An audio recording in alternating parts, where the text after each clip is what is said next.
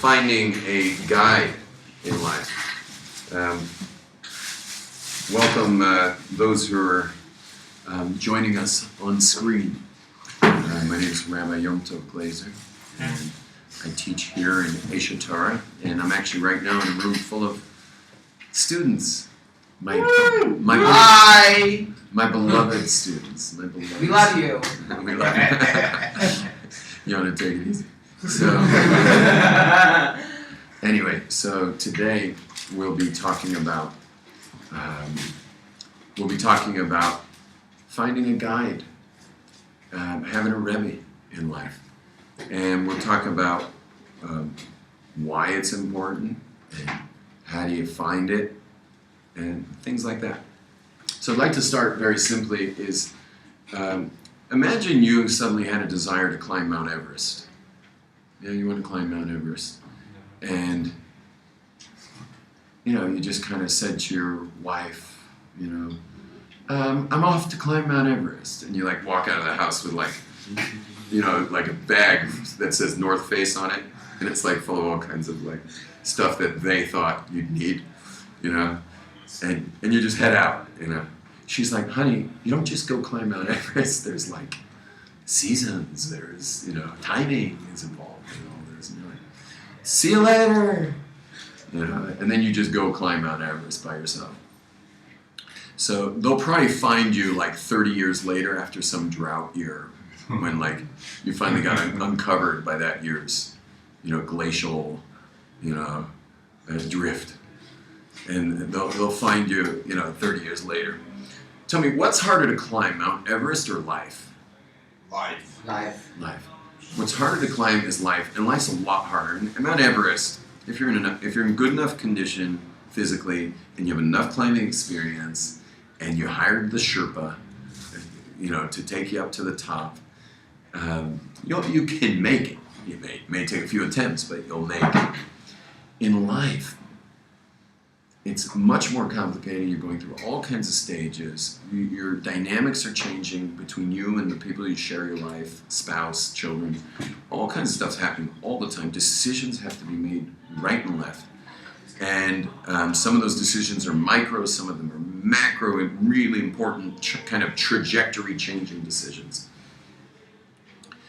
It's not optional that you don't have your own Sherpa or Rebbe, if you will.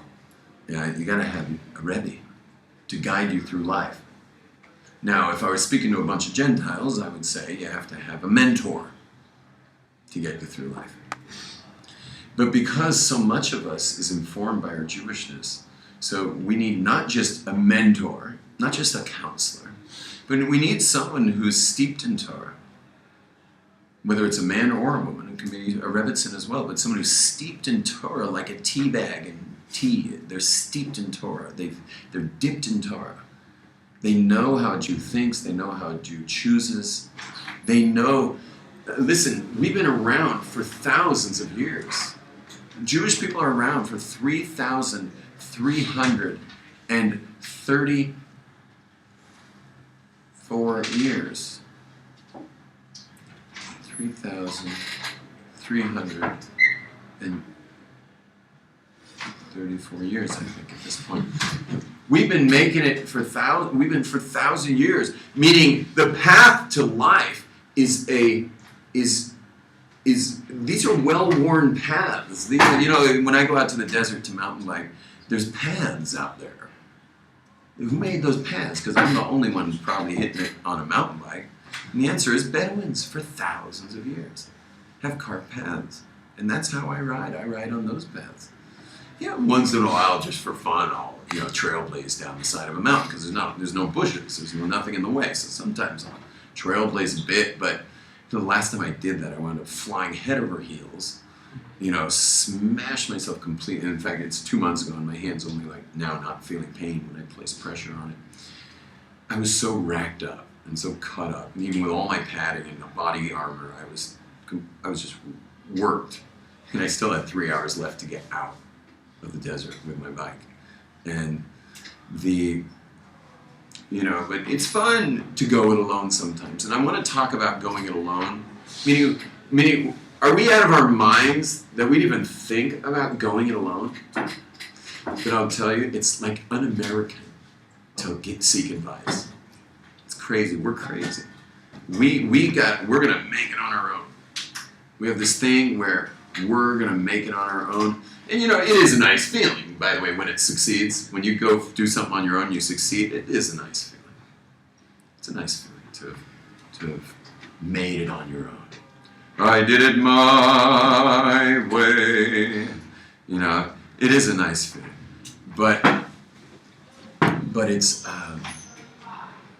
so many times it's going to fail in ways that could have easily been, saved. Meaning real painful dents and nicks and other dings you received in life, because we're all going to get dinged up in life, could have been avoided with the guidance and Torah guidance. I do a lot of counseling, and the counseling over the years, I can tell you, 9 out of 10 things that people are suffering, they wouldn't have suffered if they had just made themselves, I don't know what the right word is, but I don't want to use the word subservient, but just because in the end, whoever your guide is, he's not going to make you serve him, and he's certainly not going to tell you what to do.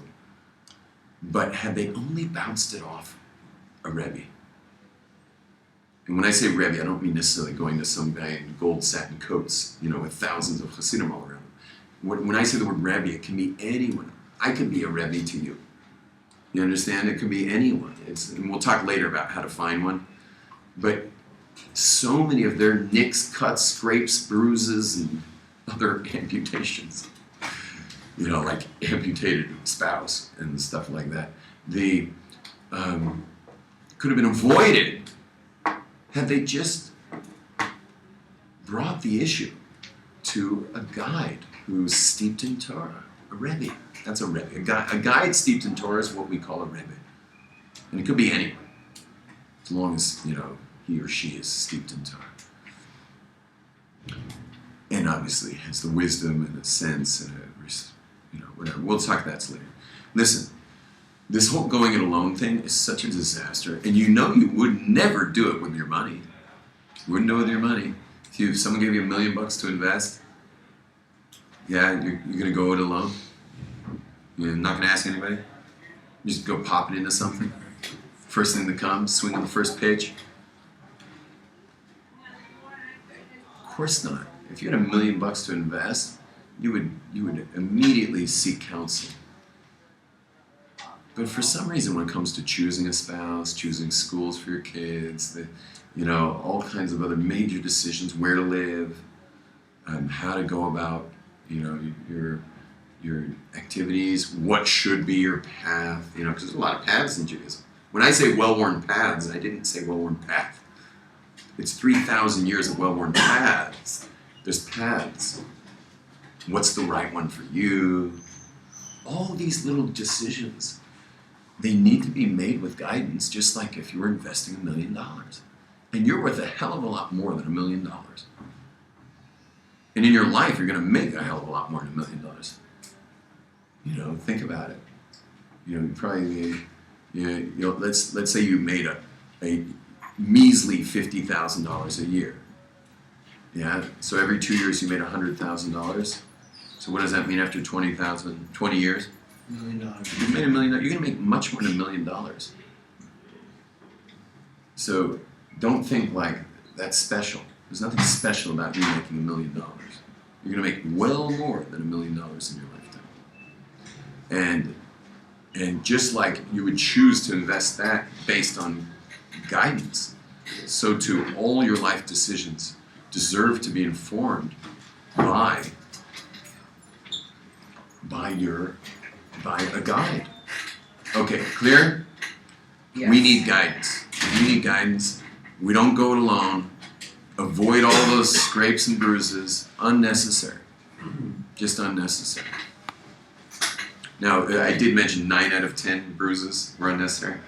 There are the nicks, cuts, scrapes, scratches, bruises, and amputations that have to do with your gilgul, which is called your incarnation. Meaning there's stuff you're going to have to go through that no Rebbe can save you from. I always feel bad for Rebbes because they're seeing their Hasidim go through some heavy stuff, even with the guidance. And it's a Gilgul thing. It's a reincarnation issue. Like, you came here and there's certain kind of cosmic debt. There's cosmic debt you got to pay for previous lives you lived. So that's why I said 9/10 of your stuff you could have avoided, but there's some stuff that even with a guide, it's gonna happen because you came here, with every human being has cosmic debt that he's going to have to pay off in his lifetime. Someone be willing to get me a cup of water, please. So, is that your germs? Oh, you don't even know what it is? I think I'll stay with it. That's my bottle. That's your bottle? Is it Jeremy? Jeremy. So, no, I believe your germs would do nothing but create more healthy bacteria in my stomach. But I'll go. Germs of a Jew. Okay, listen up. What is a guide and how do you find one? What is a guide and how do you find one? So, what a guide is we already spoke about one aspect, is the guide for a Jew, knows a lot of Torah, has spent a lot of time in Torah, is really like coming from the Jewish worldview deep down. Ideally, actually grew up with it, because realize if you didn't grow up with your Jewish worldview and you kind of have been applying it later, it's an app you use. Your Jewish worldview is basically an app you click on. Whereas your more fundamental, like inner stuff, is coming from your background, your upbringing. So in that case, it's even better sometimes that your guide has background, meaning he actually has an upbringing in Jewish worldview, because he'll be able to call certain shots in a way that maybe a Baal Tshuva person would not be able to call those shots. So that's a good thing. On the other hand, you have to be very careful, because someone who's raised observant, the vast majority of people raised observant will never understand you and therefore can't guide you. So you have a whole other issue, is that they'll never get you.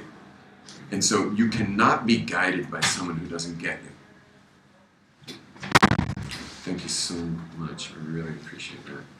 And I love the colored cups. You Jewish?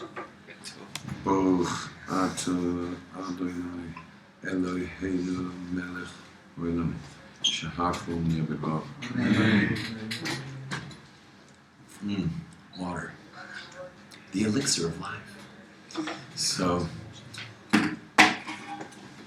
anyway, since I'm being watched worldwide, start drinking water. Okay? Just the way God made it.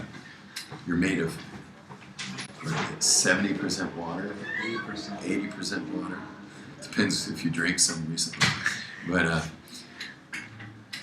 just stick with the basic stuff. Water. It's perfect. Save the other beverages for Shabbos or something, like beer, other delicious sport drinks. Now, a bit about a guide. So, we're on that now. Steeped in Torah, preferably raised in Torah, but that already is going to knock out 90% of them because they'll never get you. They will never, ever get you. And can you be guided by someone who doesn't get you? No way. And be very careful, and I warn, do not fall into a relationship of Rebbe student with someone who doesn't get you. Okay? That is the acid test of whether this person's your Rebbe. And I have had to pick up the pieces many times of people who went to major Rebbes, who were helping guide this guy, but using the paradigm of his regular Hasidim, not the paradigm of a guy raised in a secular upbringing. And it was a space shuttle crash, man. Like big debris field there. And we had to clean it all up. So you get that warning. Yeah, it should be someone who was raised in Torah, ideally, but but not in the. But he has to get you, and there are plenty of those. Plenty will get you fine. And yeah, and don't go in that misconception that he'll never get me. No one will ever get me. Certainly someone raised in Torah would never get me. Not true.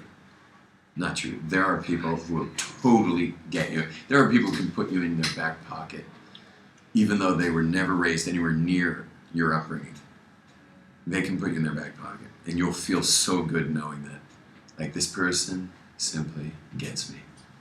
And, oh, it's awesome. And especially in your marriage, because sometimes you say tomato and she says tomato, and, you know, you're just feeling like God's presence disappear from your house as you argue.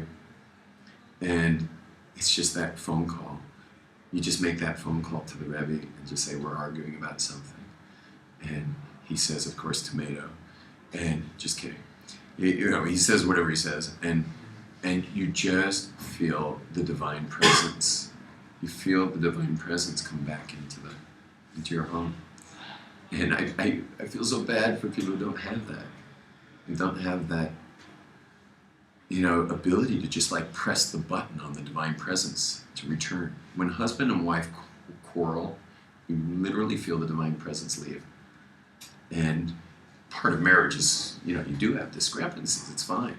But you gotta have that guide that you call, and he just restores the house. It's a reset on the house, and it kind of brings everyone back to peace. And your kids need that peace more than anything else. They've done studies of kids from quarreling households and victims of war, and they've found that they have like really similar symptoms. Meaning kids who came from a war-torn country and what their psychology is made of, and kids who come from a fighting household, they have like all this, it's hard to tell which one came from a war and which one came from a household that had fighting. And that's just all the more reason why we need to have a Rebbe in our lives. And it's also really awesome for you because as a man, it's just like, you know, she can say what she will, you know. She knows the Rebbe's. The Rebbe's the bottom line. And so it just completely, you know, you gotta be careful, it goes the other way too. She could call the Rebbe. You know, sometimes it's a race to who calls the Rebbe first. You know, but a good Rebbe knows that he doesn't believe a word you say until he hears the other side. That's Jewish law. You're not allowed to hear one plaintiff until you've heard the other. They both have to be present. It doesn't matter who you hear first, but they both have to be there. And so a good Rebbe, even though he's talking to you on the phone, knows not to believe a word you're saying until he hears the other side. And not to believe that one either, but somehow between the two, figure out what's going on here. Well, wait, let's say the other side's a woman, your wife. Let's say that, you know... That is the other side in our case. So, but the Rebbe will believe you, the man, over your wife like that? Not at all. I'm saying if you're both racing to call him first. Okay. He knows not to believe either of you. He doesn't. Rebbe's know not to believe a word you're saying about anyone ever. They know that somewhere in there's the truth, and somewhere in there's a bunch of malarkey. And they know how to sift through truth from malarkey. So, anyway, so again, steeped in Torah, totally gets you. Third is no agenda. He doesn't have an agenda for you. Some of you guys even here at Aish HaTorah probably feel like we have agenda. You know, like a lot of the teachers here have agendas and stuff, especially having to do with your observance and stuff like that. Well, you're probably right. There's probably a lot of agenda, but that automatically cancels them as your Rebbe. You get that? If there's agenda, they're no longer your Rebbe. You get that? They can't be a Rebbe. Now, you may have your own agenda of becoming more observant. And if you find a Rebbe who's like trying to bump up your Jewish game, so that's a good relationship, because he's trying to bump you up. He's got big agendas and bumping you up. And you need bumping up, and you want to get bumped up. But you won't be able to necessarily call him Rebbe, because part of being a Rebbe is no agenda. No agenda. He's here to just hear you out and give the advice based on you, not on, not on your tefillin. He's not here to give advice about how you wear your tefillin. We have a Shulchan Aruch for that. We have the Jewish book of Jewish law, the code of Jewish law, the Shulchan Aruch, for how you wear your tefillin or whether you're commanded to wear tefillin. We have a Torah for that. But your guide is agenda-free. He's agenda-free. Does your Rebbe believe the greatest good is that you and your sons are wearing tefillin? For sure. For sure. But a real guide knows that, let's say you're coming to him with a teenager who's not putting on his tefillin. It happens. There's teenagers who don't want to put those babies on. And if you were raised non-observant, you're freaking. By the way, if you're raised observant, you're freaking. If you're raised non-observant, you're super freaking. Like, super freak. Why? Because you've changed your whole life for this. I mean, you've turned yourself into a pretzel to become observant, and your kid's not doing it? You mean, this better not been a one-generational shift back towards Judaism. It's enough that my parents derailed the train of Judaism. I went through, hell and high water to re-rail the train. And now my teenager's dropping it? What? You know what I'm saying? It's like total, as Rivka Imenu said, Lama Zanochi, what am I even doing alive? It's amazing. A terrible, terrible crisis. When a person who became observant has his kids going through such a test of losing their own observance. So, a real guide, when you have a real Rebbe, he's not like all focused on your kid putting on tefillin every day, which is more like what a yeshiva Rebbe is going to be focused on. That your boy's yeshiva Rebbe wants to know his tefillin's getting on. Did you put on your tefillin today? A real Rebbe would never say that. It's not about that. It's not about that. And the real Rebbe knows. He has his eyes on the future.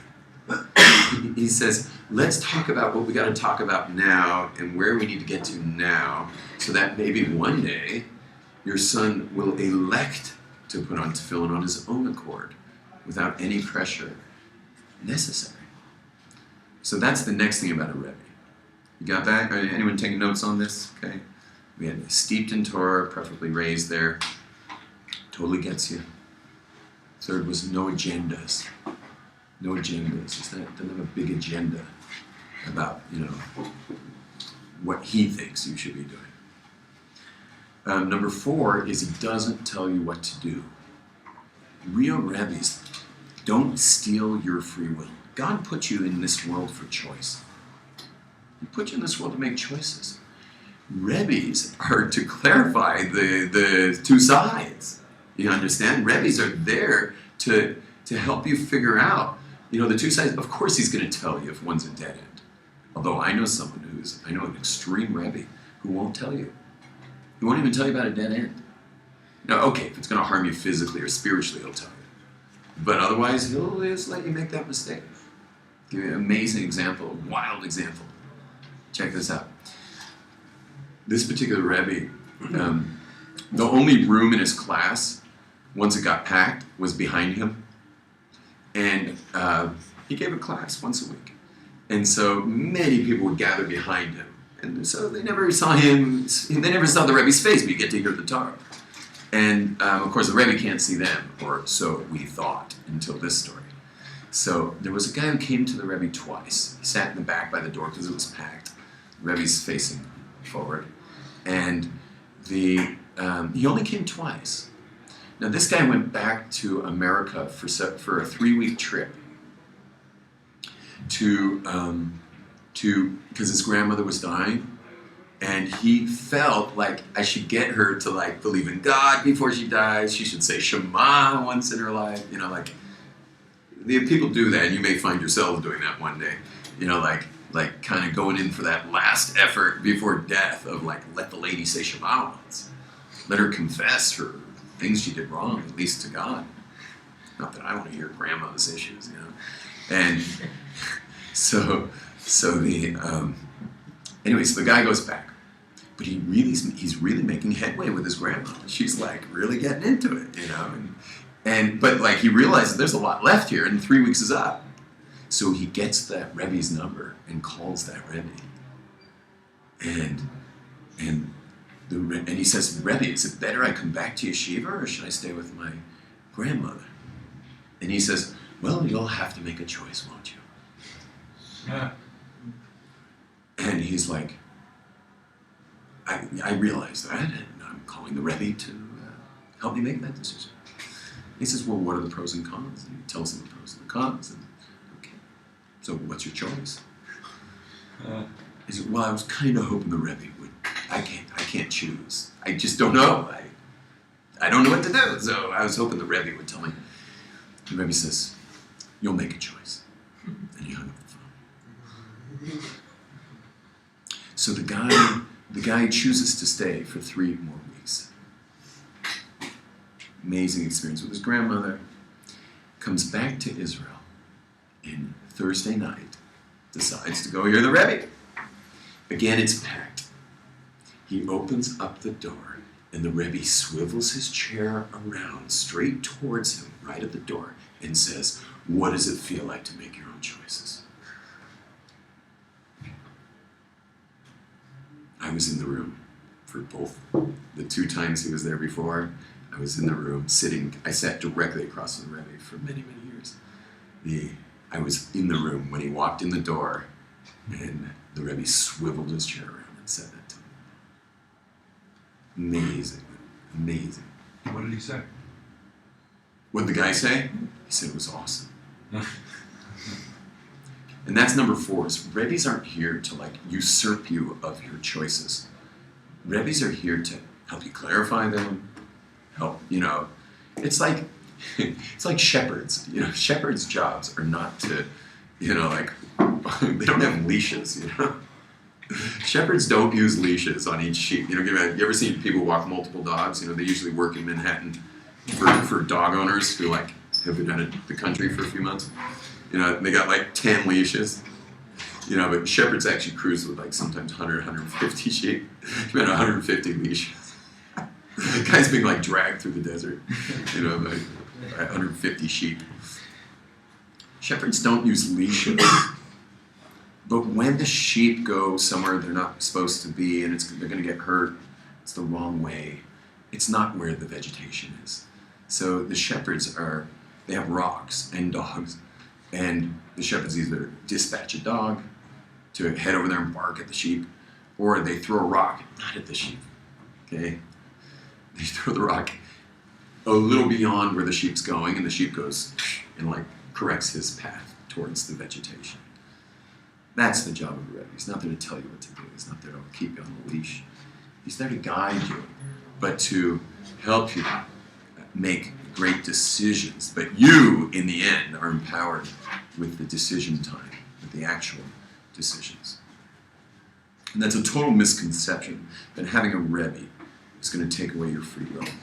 It's like people who think when you're into God, you're going to lose your free will. Your free will really only begins when you get into God. And that's when you really get into the temple of doom, and start really deal with which way do I? So the next is finding a Rebbe, and we'll conclude with that. How do you find a Rebbe? Craigslist. What's that? Craigslist? Yeah, not exactly. But yeah, so how do you find a Rebbe? So a couple of things is, first of all, in finding a Rebbe, whatever his path is, you have to really get it. Meaning, I get that. That is an awesome way to serve God. It may not be my exact way. I may never be able to touch that. But the way he serves God totally speaks to me. Again, remember, there's many paths. There's many paths for 3,000 years. We're 12 tribes. And definitely those 12 tribes are already 12 paths. There's many paths to God. And how do you know you found your Rebbe? That you resonate with his path. whether or not you're going to walk his path. And there's no cloning. You don't have to clone your Rebbe and like try to do whatever he does. And, everyone knows the famous joke of like, well, there's a lot of these jokes, but basically copying the Rebbe jokes. So everyone, I forget what it was.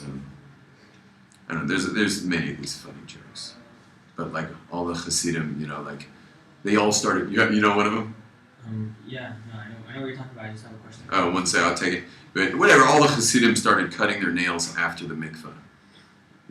All the Hasidim started cutting their nails after the mikveh. It's like, and someone's like, why do you cut your nails after the mikveh? The Rebbe cuts his nails after the mikveh. Oh, you have a nail clipper? I just had a mikveh.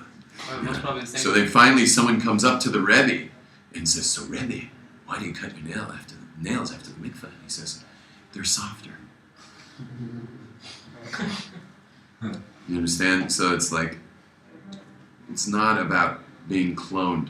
One say you had a question, Yitzi. You keep on talking about getting rid of the self-image, but how could you have a goal if you get rid of the self-image? Like if you have a rabbi that you go according to, so then obviously you'll often want to be like him. So if you don't have yourself, how do you connect between the two? Yeah, so I mean, there's many famous things about being like the Rebbe and stuff. Like, you have no job to be like your Rebbe. I mean, you can emulate his good attributes, but emulating his attributes, like his kindness, his smile when he walks through the streets, his acceptance of all people, for sure be like the Rebbe. But his what's called his nagus, his hanhagas, his what do you call hanhagas? His customs and the way he does everything, the way when he cuts his nails. Like, don't fall into that trap. You get that?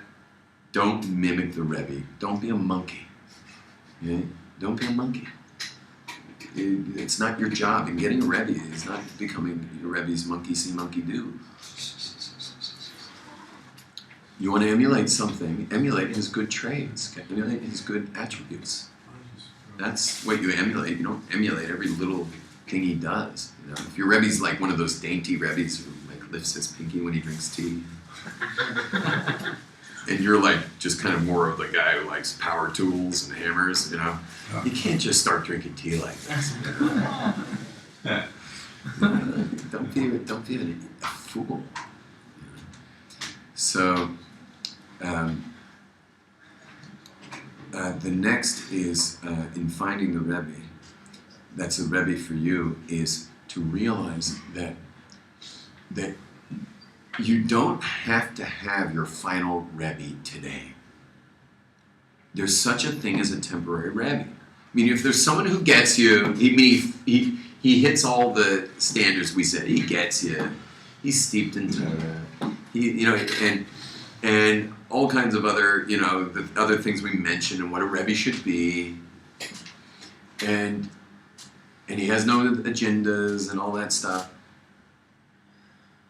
But you're not sure he's really a Rebbe. Well, let him be a Rebbe now. Why go without a Rebbe until you find the Rebbe? And anyway, a real Rebbe is going to be the first one to hand you off to someone else. He's going to be the first one to hand you off to someone else, because a real Rebbe doesn't want to be a Rebbe. A real Rebbe's doing it because he feels God's brought him here to guide. The second he feels he's not your guide, he's going to hand you off to who is your guide, and he's going to know a lot of people. Rebbes know a lot of people. He will direct you to your next Rebbe. Or if he's like one of these young whippersnappers like me, raised on surfboards and mountain bikes and ice cold beer. So, I'm an excellent Rebbe for a period of time, but I know to hand him off, pass that baton to a greater, more tenured, more mature Rebbe than myself. Not to mention I'm a terrible disappointment as a Rebbe because I'm just too busy. I'm in outreach. When you're in outreach, it's like you're an ER doctor. Good luck getting any time with an emergency room doctor. And this is like another thing. I've been in ERs in Jerusalem after a terrorist attack. It's like, talk about like being put on the shelf. You're just on the shelf now. It's regular. And you could be going through all kinds of stuff. You're on the shelf.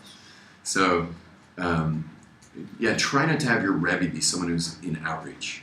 Because today in 2012, being an outreach Rebbe, being an outreach professional means that you are not only an ER doctor, but it's an ER doctor in the middle of a terrorist attack.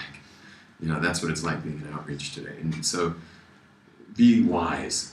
Don't go after an outreach professional as your Rebbe, because it's just going to be painful to reach him and get the time. And that's another thing, is in finding a Rebbe, the fact that a Rebbe is very popular is not a good thing. If you can't get in to the Rebbe, what good's having a Rebbe? There are all kinds of people. You have no idea that we have this gigantic population of people steeped in Torah today. There are Rebbes all over the place that no one goes to, who can totally guide you throughout your life. And so you don't have to go after the one that's most popular. In fact, going after the one that's most popular is going to lead to the most disappointment. Find someone who does have the time for you. Next, in finding that Rebbe is there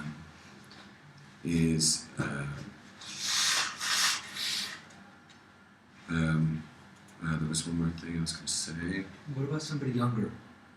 Age is not that important. Yeah, age isn't that important. I do a lot of guiding of people much older than me. Age is not where it's at. And by the way, younger is better. Who can tell me why younger is better? Really? More open-minded? They don't die in the middle of the process. I'm serious. You guys are in your 20s. Let's say you find your Rebbe. It just so happens he has a really long white beard and a cane. So by the time you're like getting to your real questions with your kids and their education and all that stuff, and the Rebbe's on whatever, dialysis or something. What are you going to do then? And we do not believe in dead Rebbes. Okay? We do not believe in dead Rebbes. That is a recipe for disaster. Okay? And you'll notice that in the observant world, that like hallow dead Rebbes, go ask that guy who he goes to. I promise you he has a living Rebbe. Anyone who's in the dead Rebbe society, meaning anyone you'll meet who's like a real Chabadnik or a real Breslover, and those are the kind of the big dead Rebbe societies. They have Rebbes. They don't have. They do. They go. No, One no. of my friends. I'm not talking Nana, No, man. no, I'm not no, talking no, people no. jumping around on Jaffa Street. No, Okay. not. I have my friends, the real Bresler. The Rebbe is God, and once and twice a year they go to Oman and speak to the Rebbe. Jesus. Oh, Hey. Go ask him who he goes to. You ever ask him who he goes to? I go to Hashem. What? I go to Hashem. We all go to Hashem. We all go to Hashem. We're all supposed to be speaking to God all the time. Anyway, my friends who are Breslovers, who I'm close with at least, they all go to Rebbe. Like my closest friends who are Breslovers are in Sfat. They all go to Rebbe Koenig. Everyone goes to Rebbe Koenig. Everybody. Like many people aren't Breslovers go to Rebbe Koenig, but he's the Rebbe of Sfat, and all the Breslovers go to him. He's the king. They don't call him Koenig for nothing. King Koenig. Okay, Rebbe Koenig. Koenig means king, and so that's what I'm saying is that a younger one's better. I mean, a younger Rebbe. And he should be well. Maybe I'll end with a story of Rabbi Koenig himself. You want to hear something amazing and how much we know we're supposed to have Rebbes and how Hashem set up the world to have Rebbes? Listen to this awesome story. Rabbi Koenig, the Rebbe of Breslov Tzfat, he had a lung problem and really, really bad. It started at a certain point, but it got so bad that even as a young man still, he was really sick, and it was touch and go, so much touch and go that I remember at certain points when I saw him, his assistant would be rolling in an oxygen tank. You ever seen that? Rolling an oxygen tank with him everywhere he went. And later, it got to the point where he wasn't going to make it. So he was on a lung donorship list in America, which is like really hard to get, especially if you're Israeli and you're, older already. He wasn't that old, but he was probably late 60s. And he had this condition already for 18 years. So it was like, they moved him to New York to pass away or get that phone call. And they had someone around the clock on Shabbos, a Gentile, in the house for Shabbos, just to get the phone call. And lo and behold, in the middle of the night, I think it was like 1 a.m, they get the phone call. On Shabbat, raced the Rebbe into Manhattan to, what's the big hospital there? Columbia, is it? Columbia? Yeah, it's Columbia. Or Mount Sinai, I think. I forget which one. So race him in, we got the lungs. And they're being flown here right now. And they raced him in on Shabbat. Raced in the Rebbe on Shabbat. Probably the only time the Rebbe was ever in a car in Shabbat. They raced him in. And here came not just any lungs, but some of the greatest lungs in the world. Because in the Midwest, at a championship football game, a top level, like top draft pick for the top university scholarship quarterback threw a pass that got intercepted and they lost the championship game. And that quarterback took his life. And they harvested his lungs and sent him to the Rebbe. Do you know how old that quarterback was? 18. Hashem had someone literally grow lungs for Rebbe Kennedy. Not just any lungs, but the best lungs that could possibly be in a human specimen. And on the Rebbe's deathbed, they were harvested and sent to the Rebbe. And he's, till this day, that story's old. He's up there in Spa. You can go see him for yourself. How old is he now? I don't know, late 70s by now. His lungs aren't that old. Thank you very much. Enjoy. Get a Rebbe, guys. Get a Rebbe. We love you, Rabbi. I love you. Here you go. Time. Hey, Rabbi. No breaks. Let's go. You guys are going straight in. The Rabbi needs the entire hour. Hour.